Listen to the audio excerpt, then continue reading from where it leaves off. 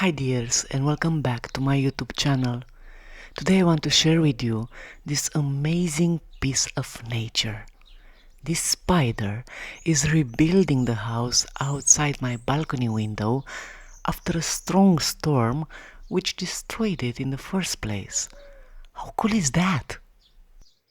He or she lives there for about 1 month, and I decided to not destroy his house or her house. Result: in summer warm days when a lot of flies from garbage and around did not manage to enter in our house. It's not so cool, the nature, when you respect it. Thank you for watching.